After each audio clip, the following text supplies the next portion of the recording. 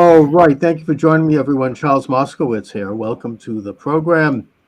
And my guest emanating from Israel is Captain Elkana Cohen. He is the author of the new book, October 7th, The War Against Hamas Through the Eyes of an Israeli Commando Officer. Elkana, thank you for joining me today. Thank you. It's a great privilege to be here. Well, I'm glad to really finally have someone directly from Israel who is on the front line of this whole situation. Obviously, I mean, we're all concerned about Israel. I mean, especially since this horrendous attack. And, certainly those of us who support Israel are. We're not talking about those who don't. But I'd like you to, first of all, start a little bit in our discussion on a more personal note and talk about what you went through on that day and how you dealt with the situation. All right. So before telling my experience, I want to to tell a little bit about myself. So Okay. as you said, my name is Elkana Cohen. I'm 27 years old. Hmm. Most of my friends call me Kuno, which means that you are also welcome to call me Kuno. Thank you. Newlywed, expecting father, and finally a student. Also captain in reserve, and right now I'm in a break. And above all of that, love my country. And Yes. when you tell me to describe how was it for me, so I think October 7, not just for me, for everyone, was a shocking experience. That morning, I slept in my in-laws. Uh, I slept in their bomb shelter. I don't know if anyone knows, but it's not quite rare to have a bomb shelter in Israel. Almost every house in Israel have a bomb shelter. This was the empty room, so this is where we slept, me and my wife. And at 5:30 in the morning, she wake me up terrified, and she told me that hundred of terrorists are chasing us, and I couldn't use my gun for some reason. I'm usually walk with a gun, and for some reason I couldn't activate my gun. I told her, Shiran, don't worry, it's just a nightmare. I hugged her and I went back to sleep. And hours later, I was awake by the siren and the missile, and I realized that something happened. To be honest, I went back to sleep. Sometimes here in Israel, it's happened, unfortunately. Right. And then hour later, when I woke up, I realized that it's not just a regular thing. And I ran into my house, which is 15 minutes walk. I opened my phone. I'm religious, and usually I'm not using my phone during holidays. Right. But I opened my phone. I called my commander and I asked him, "You'll see what's happened, and just for you, let you know I'm here, and whatever it takes." And he told me, "All right, prepare your stuff. I actually don't know anything what's happening yet and now."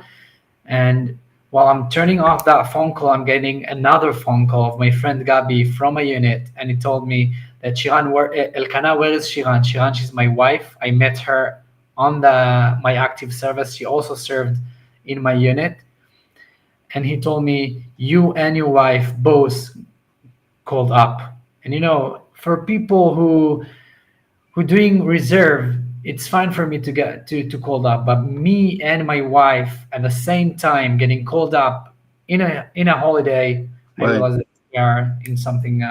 Something big. Now, Yeah. is your parents-in-law located near Gaza, or where in general where were they? So I usual I I my parents live in the south, but not quite close to the Gaza Strip. There are, I think, 45 minutes drive, maybe a Right. bit more. But we didn't needed to hear from for our parents. Everything was burning here. Like, I got phone calls. I've got uh, you know nothing even started yet, and I already figured that some of my friends already got murdered, unfortunately. And me and my wife, as I told you, we went to the base together.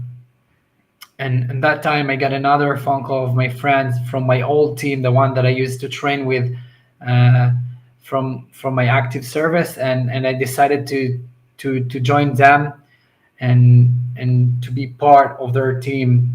Usually, as you know, I'm a captain and I have a different job, different Hmm. place to be. But that time, I decided that I couldn't stay from the side and do something else and instead of fighting. So I joined my friends, and this is how everything began. Right. So, the thing that impressed me a lot in this horrible situation was how Israel really pulled itself together completely. And I mean that as a society and politically and militarily, the people started to just go out there. You had, retired boobies and zadis showing up, and ready to fight. And everybody kind of was, you know, clicked into action. I mean, to deal with the crisis.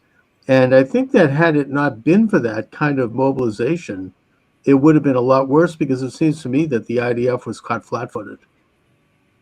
Yeah, that time was amazing because it wasn't just one person. I think everyone who realized the situation just did everything as much as he could in order to save those people in the south.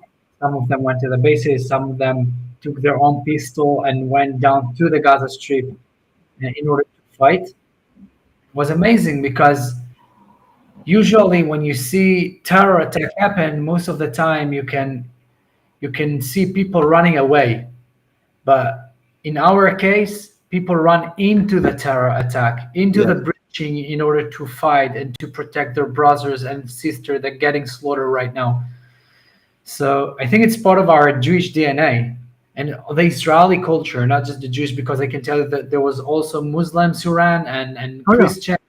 There's a Muslim bus driver who saved many people. I mean, it was just everybody mobilized in Israel, and it was an extraordinary aspect to this story, one that is very inspiring in the face of this horrendous atrocity.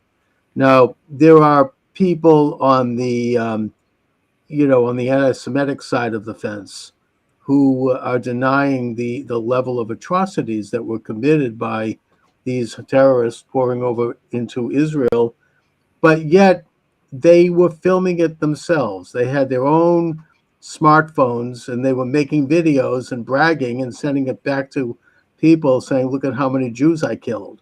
And and they were filming many of the atrocities that we've heard about and that the anti-Semites want to deny happened.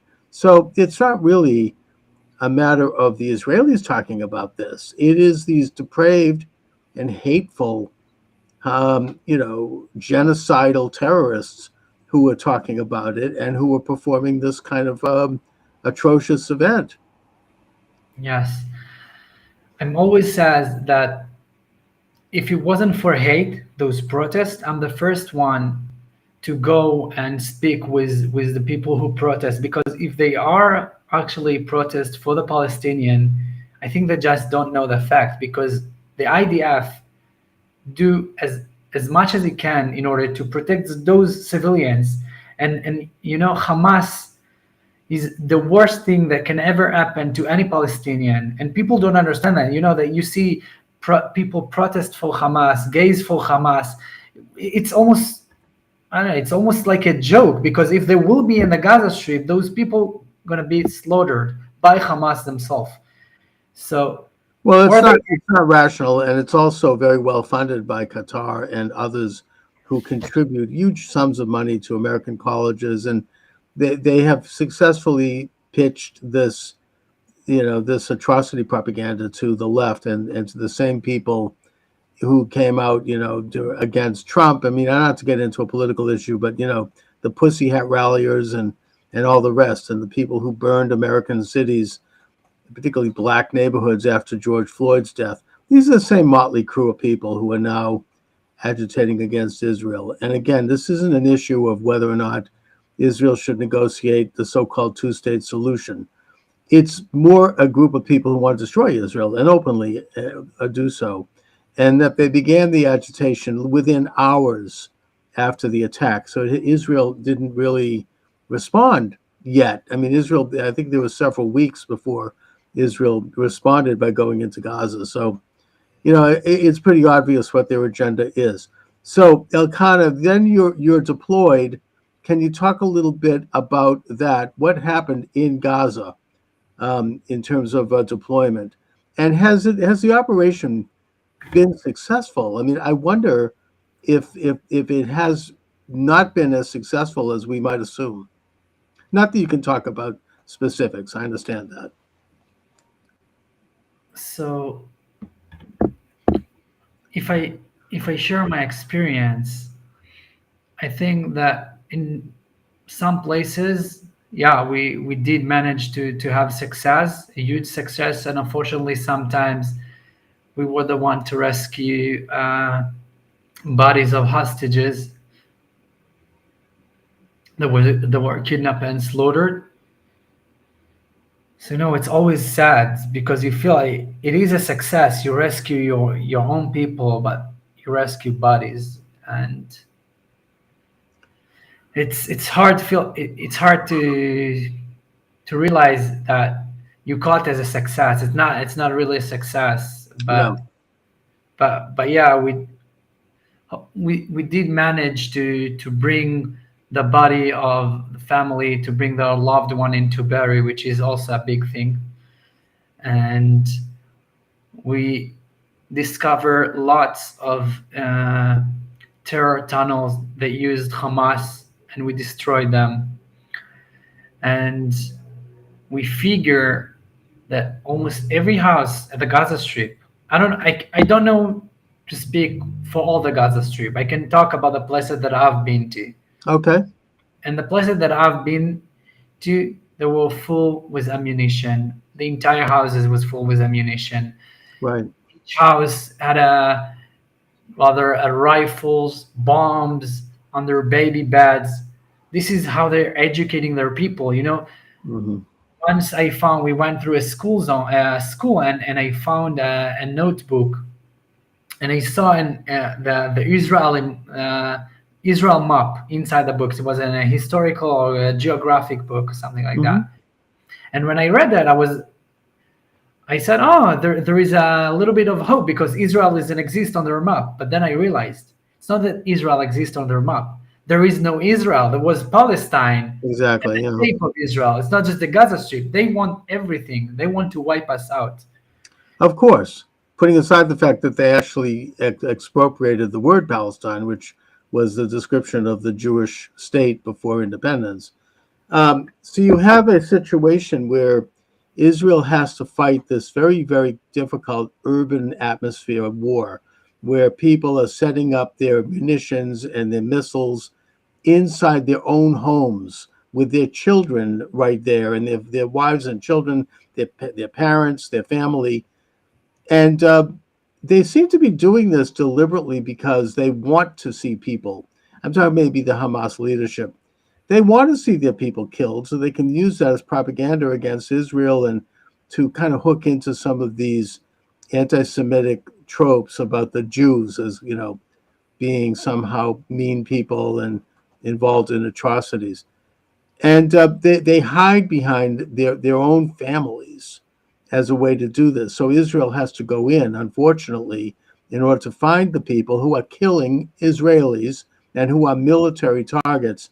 They have to go in and find them and try to take them out without hurting innocent people, which is almost impossible.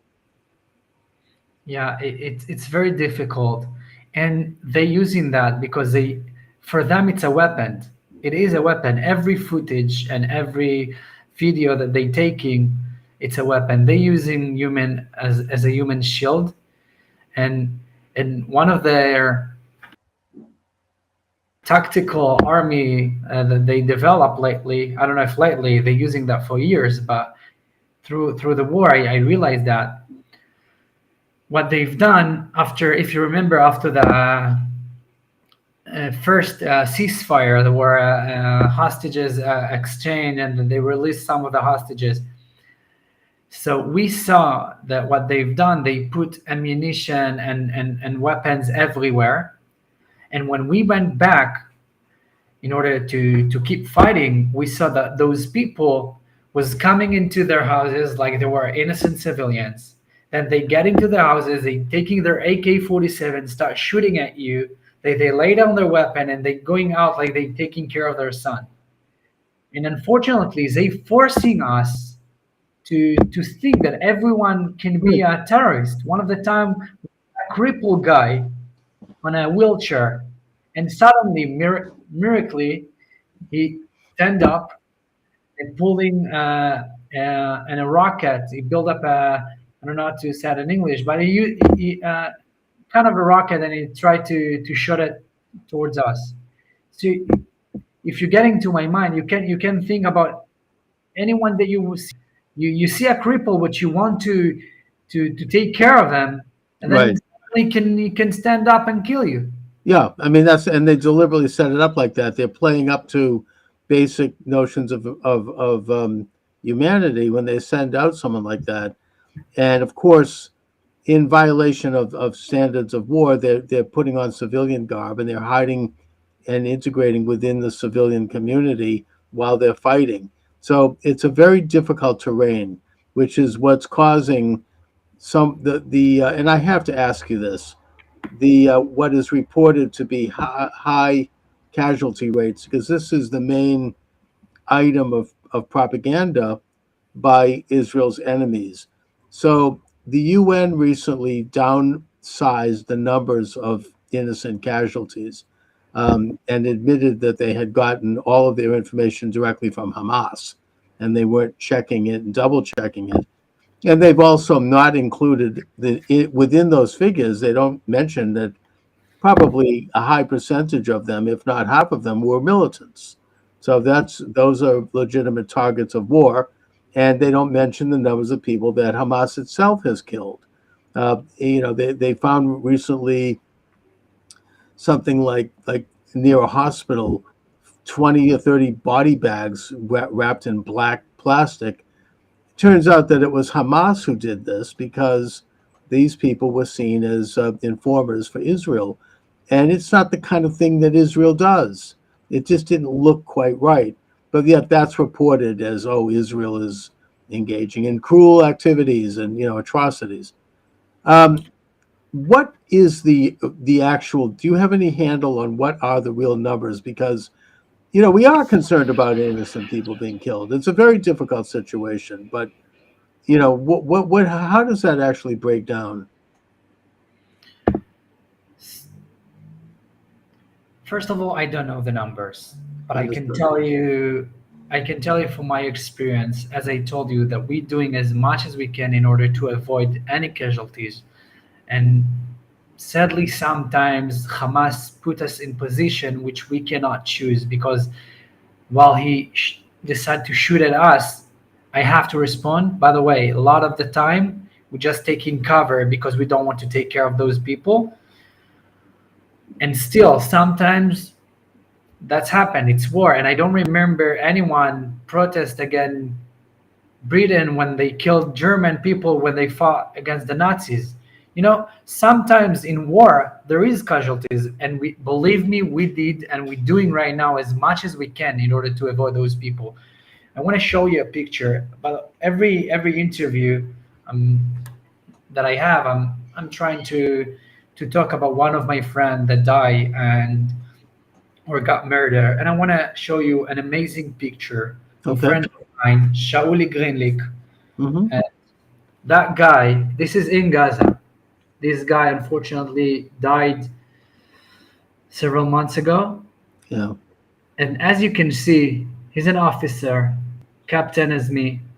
And during that time in Gaza, he saw a crippled lady and he decided to approach her and evacuate her from the place because, by the way, her entire family and everyone just run away. They don't care about people. Sometimes we care much more about their children, much more about their parents, because they leave them out there and run away, or they're using them as a human shield. But these guy, amazing guy, Shauli Greenlick, which is truly amazing person. I can talk about him later if you want, but you Hmm. can see from his picture that we care about those people much more than they care about themselves.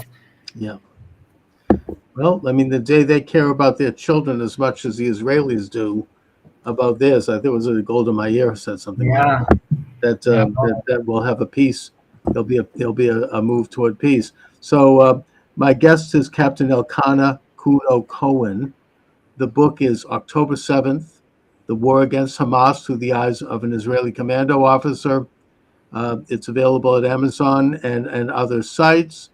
You seem to have covered the map politically in that you have a blurb from both Prime Minister Benjamin Netanyahu and also from former Prime Minister Naftali Bennett. Why did the prisoner from Jabalia reveal to IDF soldiers that he had millions of shekels hidden in his home? It's a it's a great question, and the reason will shock you. Hmm. The reason he told us that he had millions of shekels and dollars in his house was we were needed to interrogate him and to send him into some interrogator in order to realize if he somehow connected to the October 7 attack. And right before we took him, he told us in Hebrew, by the way. And it's important for people to understand why they talk in Hebrew. It's because they're working in Israel. A lot of them, I think every Oh yeah. person in the Gaza Strip have cousins or uncle that getting salaries and getting paid in Israel, and still they decide to do what they do. So he approached us and said in Hebrew, "Can I?" I'll say it in English, not in Hebrew. But he said, I have all of that amount of money in my house. So my friend asked them, why do you telling me that? You want to lead me into a bomb, into how you say a booby trap? Hmm.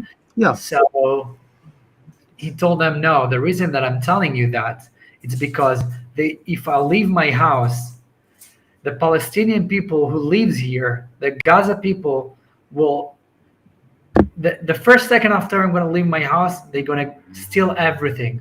And you know what? I'm trust you. I trust the Hmm. IDF soldiers. And it sounds weird, but I think that you can hear huge truths in this sentence Oh because yeah. they know that they can trust on us and that we are actually moral and working with humanity code that they can trust us while they acting like animals, lots of Right. them. Well, I mean, I think that maybe one of the things that's been learned from this whole war is that the Hamas, which of course Gaza was handed over to the Palestinian Authority on a silver platter in 1995 by Prime Minister Ariel Sharon, and Jews were ethnically cleansed from their villages, and their factories and farms were turned over to the Palestinian Authority, and money poured in from all over the world, including the U.S. taxpayer, to try to create a peaceful society there, one that could. And all Israel asked in return was just peace. They weren't asking for anything else. They weren't even asking for recognition. They just they wanted the end of the hostilities, and this was an opportunity for the Palestinian Authority to turn Gaza into what would be the equivalent of Hong Kong. I mean, they're talking about beachfront property. These people are not poor there. You take a look at Gaza, from pictures. I mean, this is like the French Riviera. And they could have. Definitely could make it as an amazing place. I think they have the nicest beaches in our area. It's beautiful, and Israel handed it to them, and they could have created a peaceful state alongside Israel, but instead they took all of their money and they poured it into this war machine, this incredible network of tunnels, which it's unbelievable. I mean, the football field sized buildings underground with tunnels that connect, hundreds of miles of sophisticated tunnels, and they immediately started to fire missiles into Israel, engaging in acts of war. They immediately started to ship shipments of armaments, like from the Carine B, and that's why Israel had to put a blockade. And they started to do other stuff, the flying in the terror balloons, the gas balloons to burn Israeli fields, and of course, eventually they showed up with the hang gliders with machine guns. So here you have a corrupt leadership there that, yeah, they're going to steal every penny they can. And instead of investing it in their own people, they're going to build a war machine in Israel and engage actively in a war against Israel. Not to mention that they siphon off enough so that these guys in Qatar have a bank account like $3 billion each. So, I mean, that's what you're describing here is kind of a manifestation of that. I mean, they're just going to grab everything. You're saying hardly. I'm agreed with that. Yeah. What's on the Hamas terrorist GoPro cameras? So one of the time, one of the soldiers in my division found a GoPro, and beside the fact that they were filming everything, as everyone knows, as you start in the beginning, you said people try to say they did that, but they document them themselves and put it online on social media. They did that, so of course that, but also we saw huge tunnels. When I'm saying huge tunnels, I'm talking about tunnels that shuffles. I don't know how to say, you mean like a D9. It's a huge tractors. Yeah. Five meters. It looks like the Southeast Expressway here in Boston. I mean, we're talking about like four 2-lane highways, and this isn't. I think subway will look even smaller sometimes. Yeah, it's crazy. Yeah. So yeah, they invest so much on terror. Infrastructure. It's hard for me to say. Infrastructure, yeah, absolutely. Yeah, well, that's where all the money goes, and that's something that I think should be clear. Why do you feel sick every time you eat meat? I think I will let the readers to search deeply in the book while they read it. That's in your book, okay? The book is October 7th. The war against Hamas through the eyes of an Israeli commando officer. So, my guest being Captain Elkana Kuno Cohen. So Kuno, what is going to be the end game here? I know that you're not prime minister, but I have you here as an Israeli, so I need to ask, since I can't get high-level people yet. I mean, it's going to take a long time, I think, to finally defeat Hamas, but is Israel going to do this job of completely pacifying Gaza? Because I think if they don't, it's going to be a future war. And if and when they do, what happens then? So first of all, as you said, I'm not the prime minister. I'm the one who... You're speaking for yourself. Yeah, I'm speaking for myself, and I'm also the one who do what he needs to do. And right now, as I told you, I'm on a break reserve, but we always here and ready to protect our country. But before I'll tell you what I think that they're going to be, I also want to say thank you for the people that maybe the people who watched that video and the USA government. I know that there is disagreement what they should do or what they shouldn't do, but me as a soldier, the fact that we're getting the support, sometimes we got equipment, and we also in my active service, I had the privilege to train with Marines, which is bonding us, and I think it's a great connection. And when we're talking about how the solution will be in that moment, when we figure that this is not just Israel war, because Israel is the only democracy in the Middle East, and we are a void right now from all the other democracy to fight against those terror organization. And how it's going to be end? I think it will be end by all the other democracy, and of course the US, to understand that we are here together in order to fight those people, and no second guessing, no too much hesitation, because otherwise those all the terror organization, they using that. You said about the hospital. Well, they're using the hospital in order to fight. Oh, their headquarters is underneath that hospital. Yeah. But I want to get back to my question here. What happens to Gaza after the war? I mean, I don't see Israel, I mean, again, this is my opinion from the comfort of my Boston home here, that I can't imagine Israel allowing another Palestinian entity to develop there, because it's just going to be another repeat maybe down the road. They're going to just once again, I mean, if there's any lesson here, it's that Israel can't do that. I think that maybe there could be local election, municipal Arab governments, but I hope that at the end of the war, an Israeli could go to the beach in Gaza and order a shawarma at a beach stand and not worry and bring his family. That's the way it has to be after this war. So what do you see happening there? Again, I'm not the prime minister, but what I realize that those people, the thing that they care the most, it's land. And I think that in order to show them that we are here and we are not gonna vanish, Right.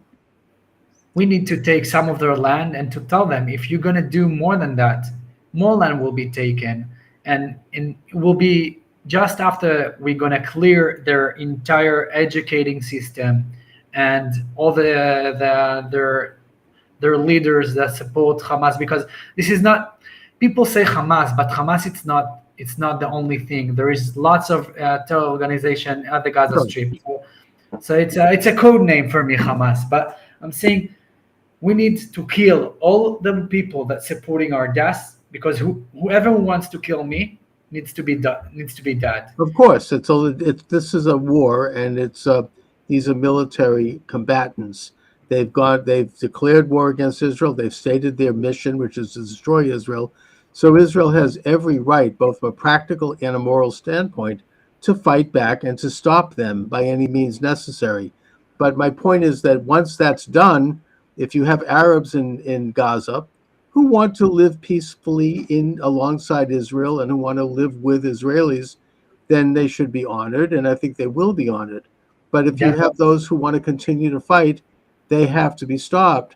And I just think that Israel has to maintain the upper hand there forever. I don't see them turning that region over ever again to anyone outside of Israel.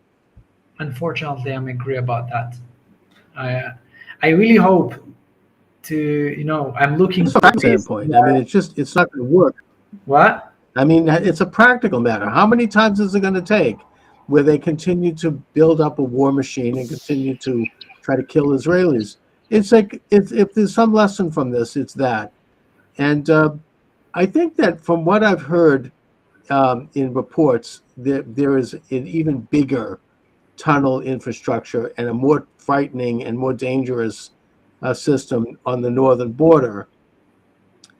And I mean, unfortunately, Israel betrayed our Christian allies in Lebanon in 1990 when they evacuated south of Litani, and General Haddad lost his command, and the southern Lebanese army basically went into the Galilee. Now you have Hezbollah in control there, and I hope that Israel can at least keep them at bay, but I fear that Israel is going to have to do the same thing they did in Gaza. Again, you're not the prime minister, you're not the general, but I'm asking you as an Israeli on the street. As Israeli and someone who served, I just came back from a defense combat at the Lebanon border. Okay. I can tell you that for me, I don't see how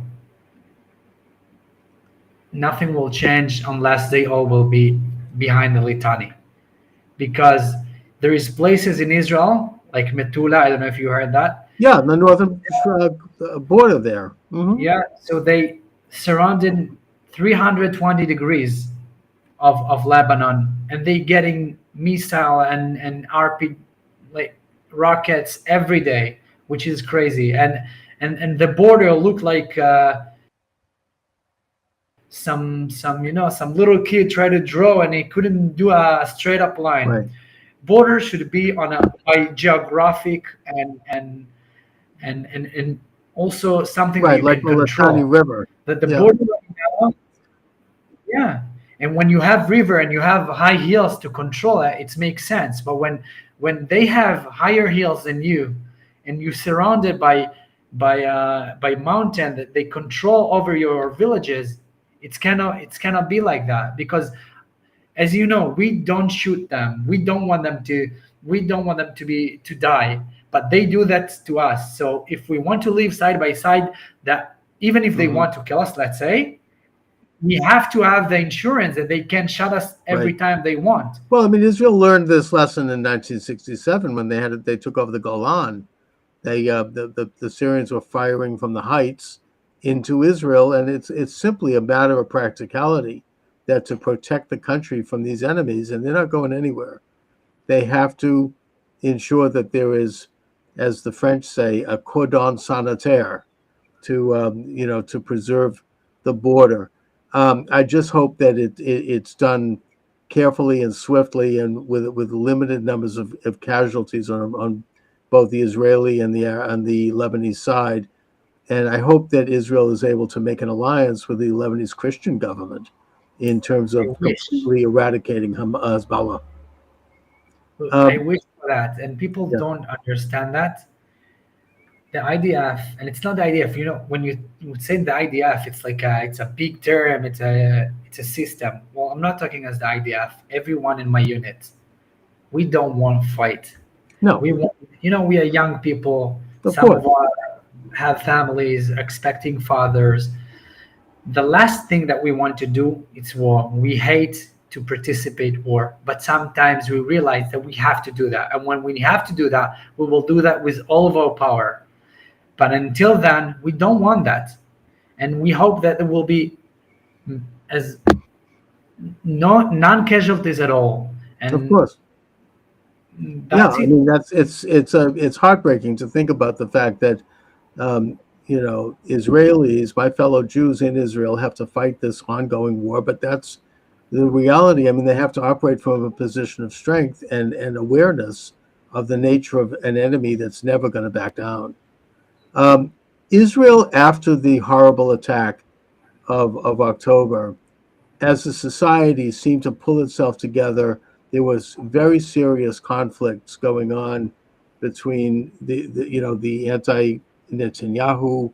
I don't want to get into that, but I just want to say that it was concerning. It reminded me of the historically what we learn in Hebrew school about the destruction of the Second Temple. That it wasn't really the Romans; they just stood by and watched. It was the factions that became so hateful toward each other that they killed each other and the place fell apart. I hope that doesn't describe Israel today. I know that it seems like everybody has kind of circled the wagons. Is there any like societal change now in Israel where people are a little bit more cohesive? I know that I understand there are major conflicts on both sides, and some of those are very real. But is there more concern now with preserving the society and the state? So you're right. At the beginning of the war, before October 7, we were super divisive, and I think this is what allowed our enemy to attack us. And right after that, we saw an amazing unity in our nation. It's not just nation in Israel, Arab, Muslim, Christian, Jews, everyone got together. And unfortunately, I feel that maybe we're going a little bit on the wrong way right now. Okay. But I always says that this is the mission of all the soldiers. In in between our units, even those we have people from all the stream of the Israeli stream, left wing, right wing, Right. we all can communicate, and we are trust each other, and and I think that this is the mission of every soldier that coming back from a fight. You're finished, not finished. You need to go and to show that this is a possibility of living together. And I think also this is will be an example for the entire world, because right now you can see what happened in USA. It's the same thing. And I think people should realize that we can communicate, we need to communicate, and this is our only way to survive, because otherwise we will unfortunately get to the point that you just mentioned before the Second Temple Mount. Right. Now, Kuno, I want to kind of wrap it up by just asking you generally, because this is, I think, a major concern for those of us in the United States who support Israel. That, I mean, how are Israelis feeling now? I mean, after this horrible event, and I'm sure that it's affected a lot of things. It's affected probably tourism. It's affected the fact that, as you say, Gazan Arabs worked in Israel and they got salaries, and turns out that they were spying on Israel in some cases. How are people feeling? I mean, is there a sense of like optimism? And how are Israelis dealing with this kind of pressure? I think Israelis are great, and they have huge spirit. Of course, unfortunately, I can show you. This is my book in Hebrew, Mm-hmm. and unfortunately, I lost 26 friends during that fight. I write their name, all of them here. So I'm not saying that we're not dealing with a lot, and unfortunately, we're waiting for our entire hostages to come back. So yeah, we have some serious bad things that's going on, and we need to take care of them. But beside that, I think we have great spirit, and it's amazing to see how we survive over and over again. It's, we're talking right now about October 7th, but there was the Holocaust. It's not a new thing. Even the Egyptians tried to wipe us out. So I think one of the most incredible things about the Jewish that we are here to thrive, and we have the ability and the spirit for that, and Yeah. we And are. we're able to persevere and even thrive and have a good time in the face of some very harsh and difficult circumstances that come up from time to time. And that's just the reality that we're in. It's an interesting subject. We could get into that. I mean, theologically, it's a big subject, so we'll have to leave it there.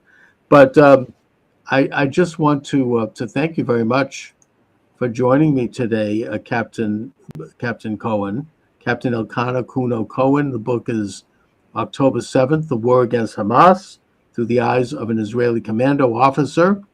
Kuno, is there any website that you'd like to share with our listeners, or any more information about you and what you're working on? Yeah, so if people want to pre-order the book, they can go into my site. It's elkana-cohen.com, and they can also pre-order through Amazon. I'm also, by the way, on 29th of September, I'm coming to New York to give some lecture. Wonderful. People for some communities, and if people want to reach me out, they can call me. And I have all the details in my site. So it's elkana-cohen.com. And that's it. I'm just glad that you're doing what you're doing. Thank God. I mean, you're putting a nice human face to the conflict, somebody who's been there. And, I think that I hope to see more of that. And I just really want to thank you for your service in Israel. God bless you. God bless the state of Israel. And thank you for joining me today, Kuno. Thank you. It's a privilege. Again, privilege to talk to you. Thank you for very that much. All right. Take care. And good Shabbos.